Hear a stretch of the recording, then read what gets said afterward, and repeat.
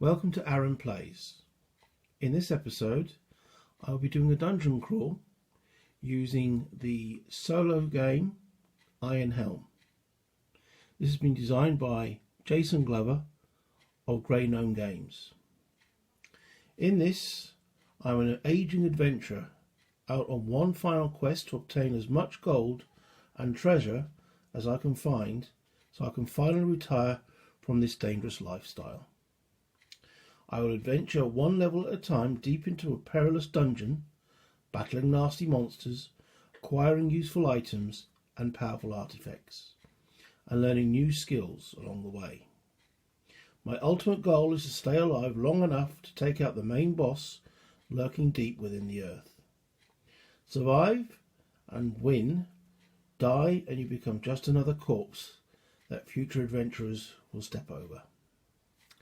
So what you see here is the core set plus a little expansion pack called Loot and Lore, which I've shoved, well, I haven't shuffled them in yet, but we will do shuffling because I wanted to show you some of the components and parts before I actually start to play.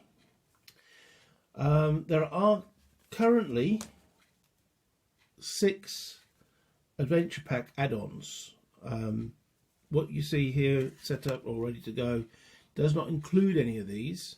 They're sitting in my box waiting to play. Well, I have 4 of them at the present moment. 2 more have been ordered and are currently on their way. So what is Iron Helm? It's a relatively straightforward system. It's a complete card game. So what you see here is a playmat.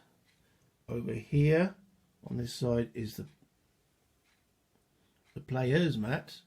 We put all the stuff of the hero, and there are various decks of cards that will be used throughout the game. The key deck of cards is this deck here. It only has 16 cards in it, and every step of the way uses these 16 cards, no matter what level you go on to. Okay, we'll go into detail what are in these cards shortly. There are also hero cards, which are these ones here. Okay, in the core set there are 4 heroes, and in that Loot and Lore pack there are 3 more. There are various other decks. You've got plots, potions, loot, enemies. On this side, these are trappings and skills.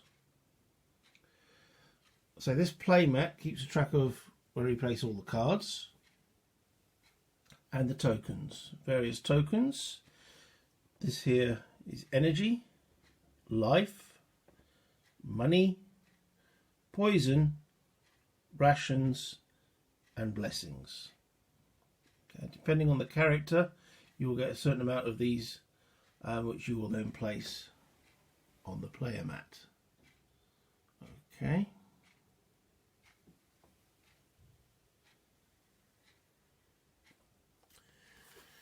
Now there are various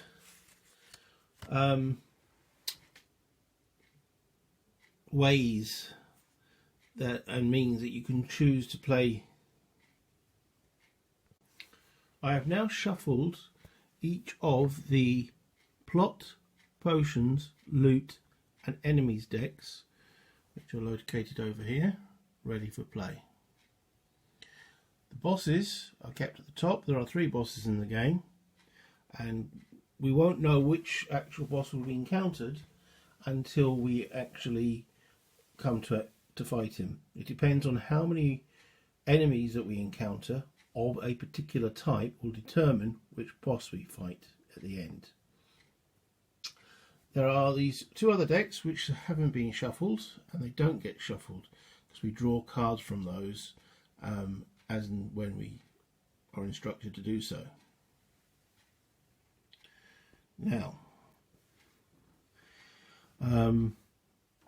this deck of cards, which I mentioned earlier, there are 16 of them.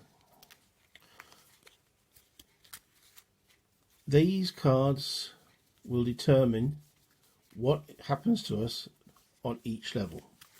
Each level is drawing our way through this deck. When we finish the deck, we then go and progress to the next level of the dungeon. As we progress down the dungeon levels, the monsters get harder. Even though they're drawn from the same deck, they get modifiers to increase their difficulty. So I will shuffle this deck. Okay. I will explain as things happen what is going on and why it's going on. Right. But there's the 16 cards shuffled and ready to draw from. Okay. The next thing I need to do is determine which character I'm actually going to play. Okay, picking the hero. Now I'm going to choose one of the heroes from the core set. Alright, so I have a choice of 3. Zolla tab. Now on the heroes, there's various numbers and such forth down the sides. So this first number in the heart is its health. Second number is how much energy they have. Third number in the hexagon is how much they can carry. The fourth one tells me how many rations they start with. And the last one is how much gold they actually have. Then at the bottom here, it tells me what skill they actually start the game with and what equipment they carry. So this guy is carrying a wooden staff and a door wedge. That's just what you need down a dungeon. So, Zolla tab. Starting with skill, alchemy. Zolla. Bit more health. Same energy. Can't carry as much. Less gold. Same rations. She starts with a short bow and leather armour. Sounds better than a door wedge. And the skill, conceal.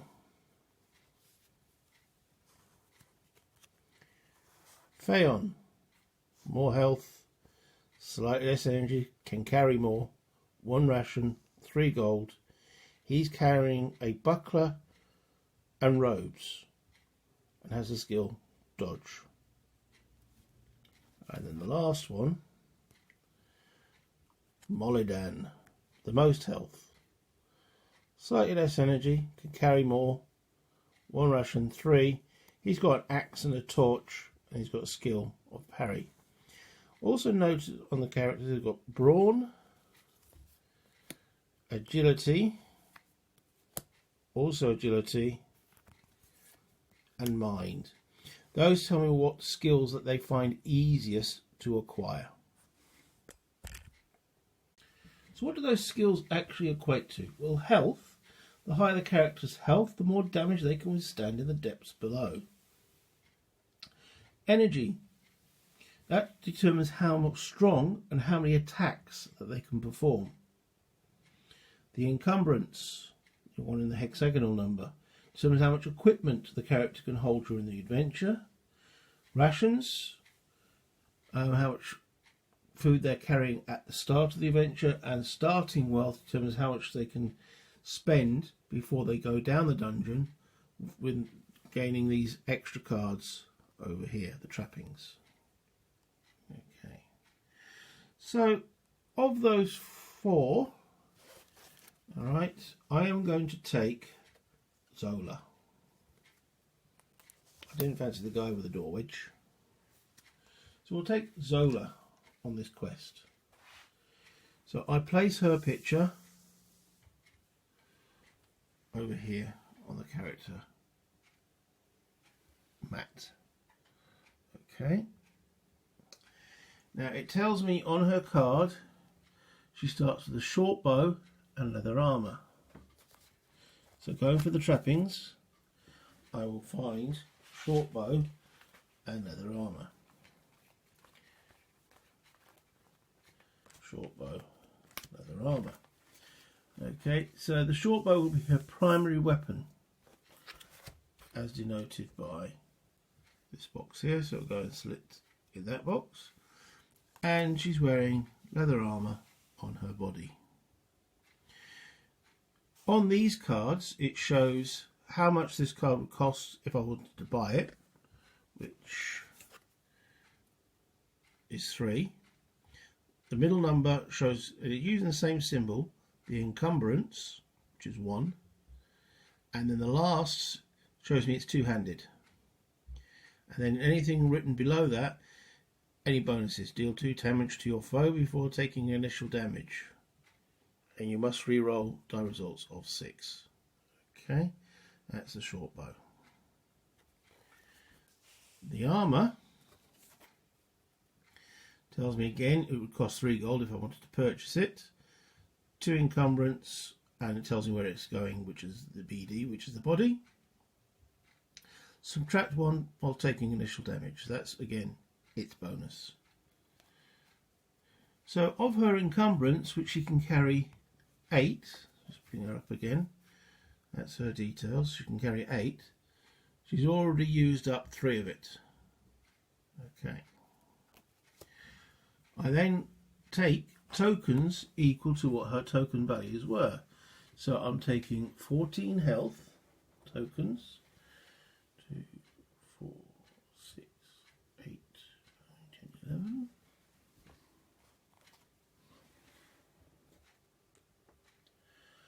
So it's 14 health tokens.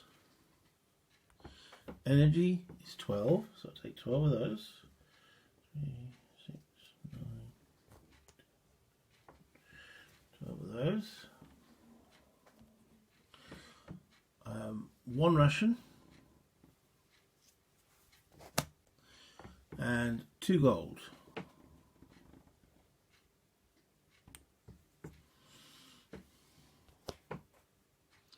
Okay, and it also says I've got the skill of conceal. So looking under skills. Now as the game progresses you can accumulate further skills, normally when you killed some monsters. Okay, and the skill card. Right, so the skill of conceal. Alright. You may attempt to avoid a skirmish. Roll a dice. Fail. Add 2 to initial. 1 on a 1 or 2 is a fail. 3, 4 is a fail. 5, 6 is a success. You avoid combat. Okay. And that sits in that spot up the top there. Alright. Okay, so she's got 2 gold to spend. What do I spend it on? Okay, I've spent her 2 gold, which I'll now remove, put over to the gold pile. And yes, I did knock it, but she's actually bought the door wedge.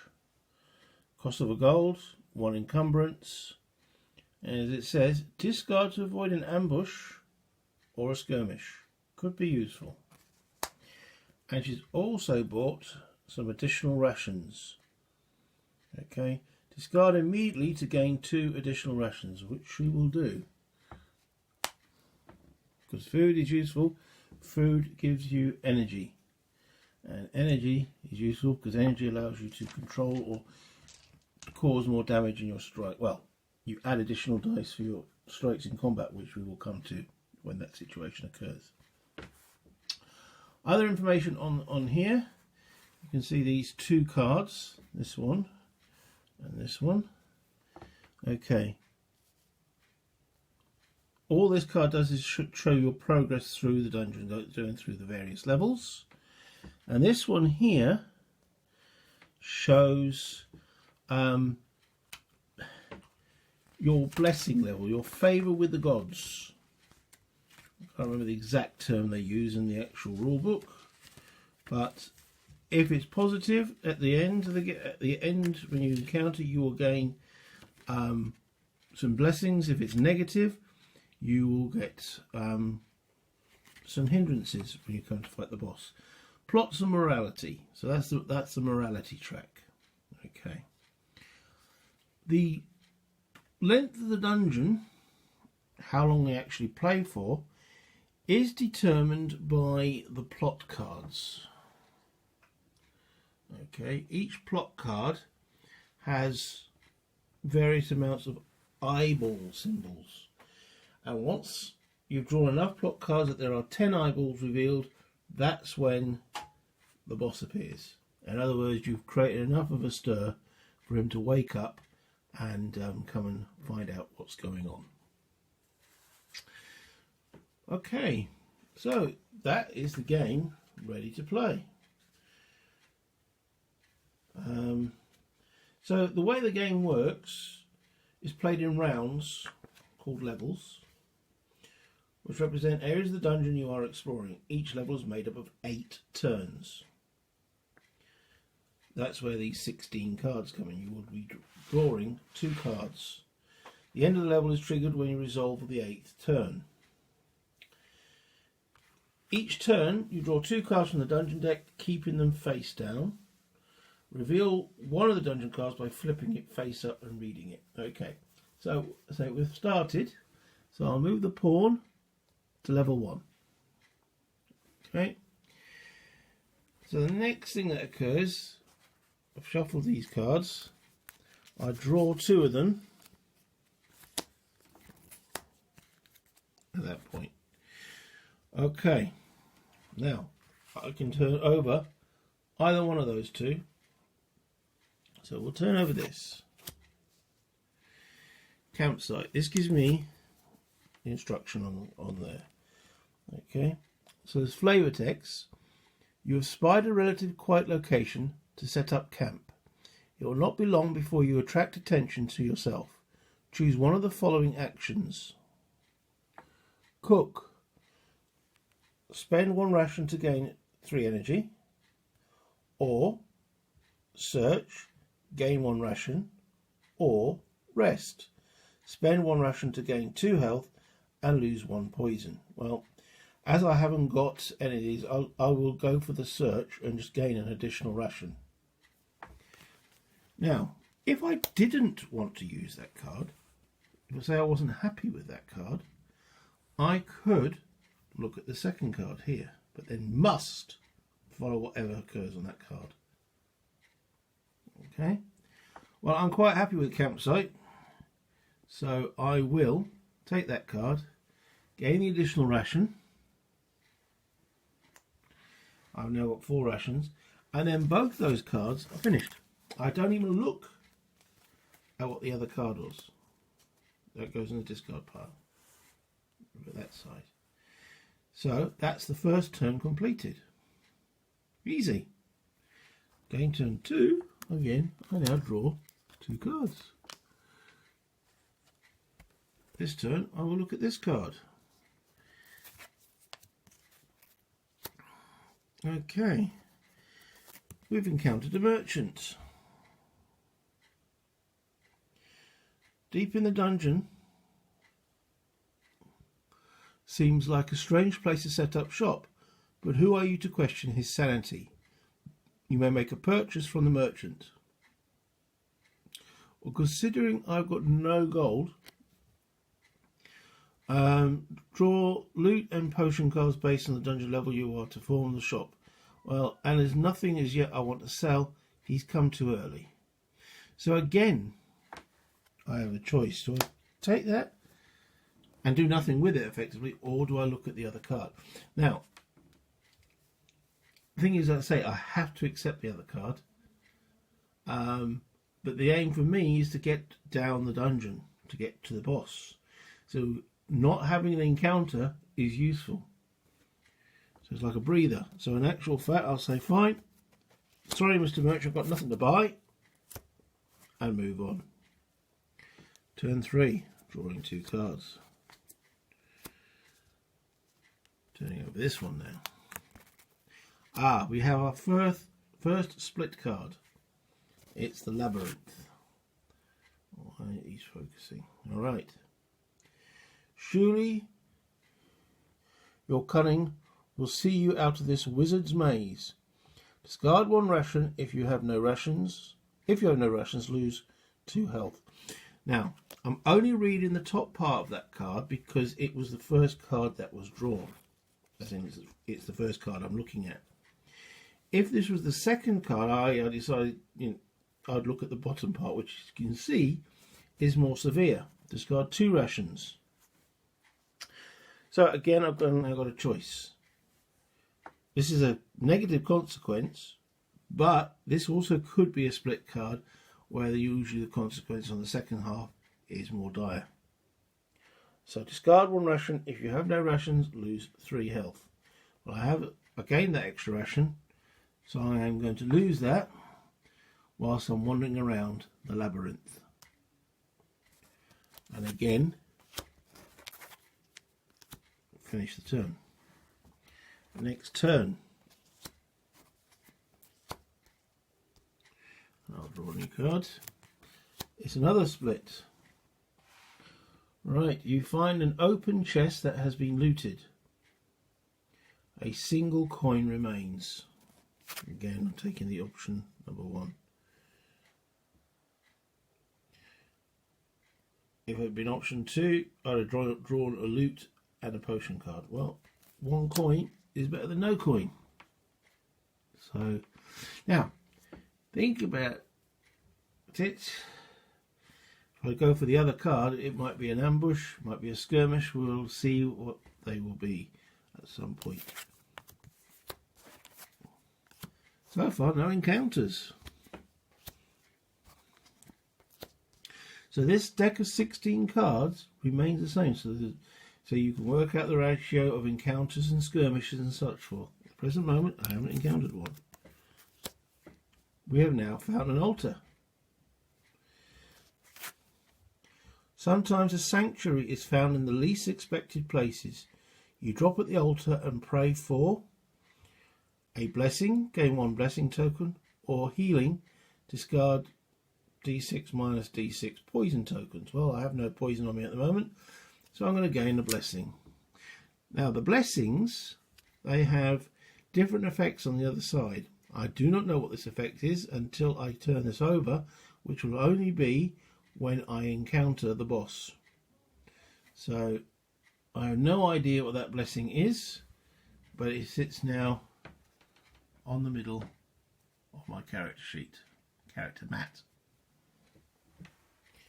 And again, taking the 2 cards, not seeing the other one. Done. Next 2 cards. Turn this one over. Right, ambush. Okay, let's look at what this says. You catch your foe by surprise and gain the upper hand. Draw an enemy card and ignore their initial damage. Add the dungeon level to their health. So that means I've ambushed somebody. Now, if I had drawn this as the second card, I decided I didn't want the first card, and this was the second card I drew, I would have been ambushed. So, in this case, I will accept the ambush because I'm ambushing someone. So you catch your foe by surprise and gain the upper hand. Draw an enemy card and ignore their initial damage and add the dungeon level to their health. This is the enemy deck. I draw an enemy card and I reveal a goblin. Okay, so he's got 2 health. And then some figures here, which we'll go through in a moment. Okay, let's go through an enemy's card here. So at the top it tells us his name. The number in the heart is enemy's base health. Okay, check your dungeon card to determine how much to boost your foe's health by. Right, so we're in dungeon level 1 at the present moment. And that ambush card told us to add the dungeon level to their health. Dungeon level is 1, so his actual physical health is 3. The number in the star is the enemy's damage. This is the base damage your foe deals to you when they attack you and they successfully strike you. The number in the green is their treasure. This tells you what sort of loot you'll gain if you defeat this enemy, if any. The last symbol on there, that little, is its weakness. Each foe has a weakness. Undead, fire or ice. So he's susceptible to ice. So if I had an ice weapon, he would take that. Any special power, you may avoid this conflict by spending gold. So I can bribe him. And then that little gold symbol at the bottom means he's carrying gold on top of any loot that he's got. Okay. We'll put him over there. He's ready for combat. How does combat work? It's a set of opposed rolls. Remember, this one says, I have ambushed him. Draw an enemy card and ignore their initial damage. Okay. Normally in combat, the enemy strikes first. Okay. And he does what's called their initial damage. But because of this ambush, and I ambush them, it says draw an enemy card and ignore their initial damage, so I ignore it in the first round. Also, I am armed with a bow. Deal 2 damage to your foe before taking initial damage. You must re-roll die results of 6.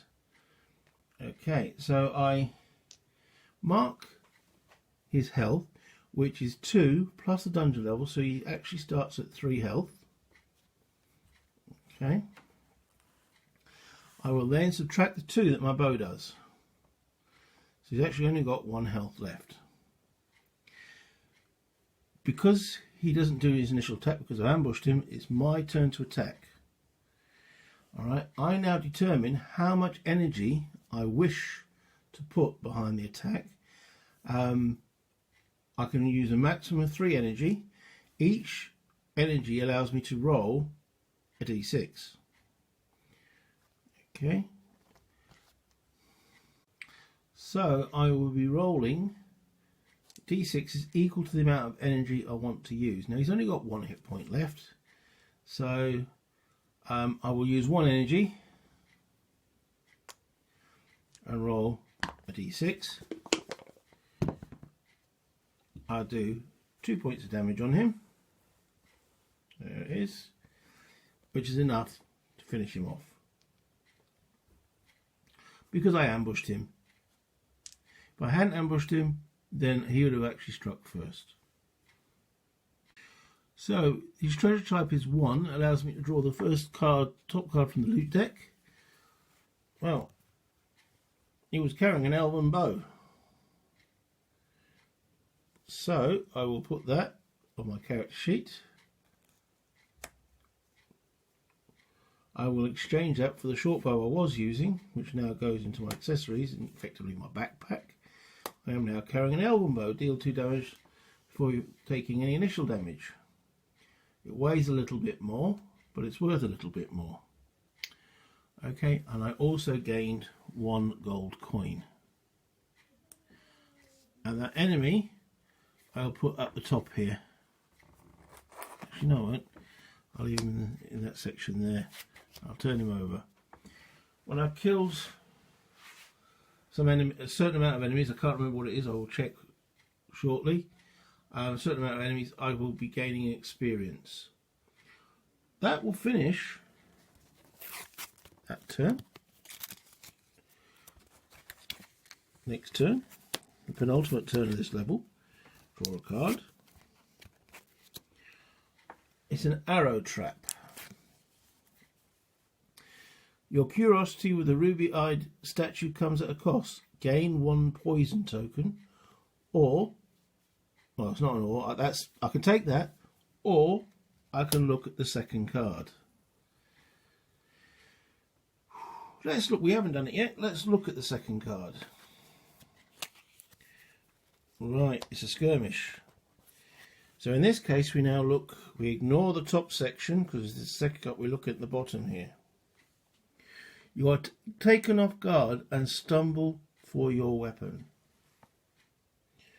Draw an enemy card and add the dungeon level +4 to their health.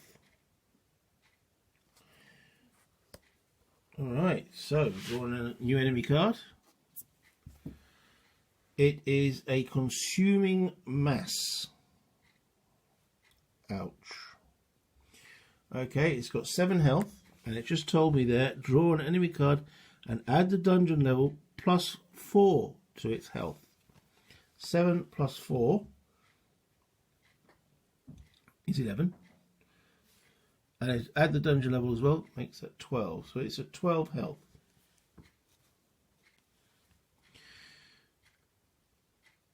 Your hand weapon is lost if you roll more than 2 ones in an attack. That's a special ability. It does 3 on its initial damage. It's got 2 treasures, and again it's susceptible to cold. This is particularly nasty. So this is where the door wedge will come in.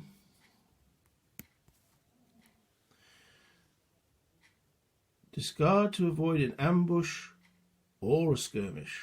I'm avoiding this, so basically I run down the tunnel, stuck a door wedge in there, and managed to escape. Didn't really fancy fighting that consuming mass. So I'm discarding that card. I didn't encounter it, and the door wedge is put back onto that pile over there. That ends those 2 cards. And then the last 2, we'll draw that one. Okay, it's a skirmish. You draw your weapon and are ready for battle. Draw an enemy card and add the dungeon level plus 2 to their health. This time we encountered a wolf. So it's got 3, plus the dungeon level is 1, is 4, plus 2, so it's got 6 health. I've got nothing that can help me avoid this combat. Alright, you may avoid this conflict by spending 1 ration, so I can chuck some food at it. I'd rather keep hold of my food. So, it attacks first. Initial damage. Unless otherwise noted, your enemy will get to attack first. This is called their initial damage and is referenced throughout the game. So it's important to realise their initial damage is only referred to your enemy's first attempt to strike you. Roll 2d6 and subtract the lower result from the higher result. So over here, so that is a result. Higher result from the lower leaves a result of 1. Add this number to the enemy's damage shown on their card, which is that number in the blue, which is 2. So that's 3 damage. Okay. So they're doing 3 damage on me.